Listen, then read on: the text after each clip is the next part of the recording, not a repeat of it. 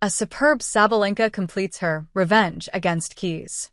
Bad day at the office for Madison, totally beaten down by Aryna, delivering a brutal performance to secure her spot in the 2025 Indian Wells final. Total war between two of the main protagonists on the women's circuit at the moment.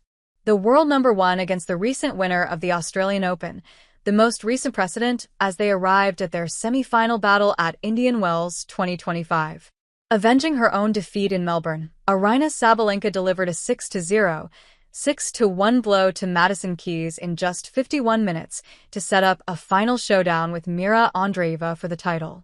Night fell in the Californian desert, and the bright sun was replaced by a cold that forced the players to wrap up more than usual for the matches, with the customary desert wind. Both Aryna and Madison dared to use slice as a perfect tactic to disrupt the rhythm, playing mind games with their opponent given the immense power they both wield in rallies. The objective was clear: dominate with the forehand, but they faced a significant obstacle in front.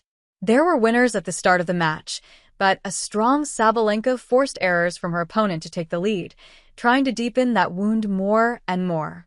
A double fault exposed the deep doubts of the American, who, despite trying to break free, couldn't get her head above water in that first half hour. A first set lasting 24 minutes saw Aryna display a level far superior to her opponent, not allowing her to breathe at any moment. Precise on her serves and not giving any extra leeway, the world number one showed why she held the top spot in the rankings, even when facing the champion of the first Grand Slam of the year. The world number one goes all out. Keys tried to gain confidence with little left to lose but room for a comeback, increasing her intensity and aggression from the return, somewhat balancing the points from the baseline. Nevertheless, the result remained the same. Downcast and with little hope, Madison resorted to hitting herself with the racket in frustration. Instructions came from her box, but nothing worked in her favor.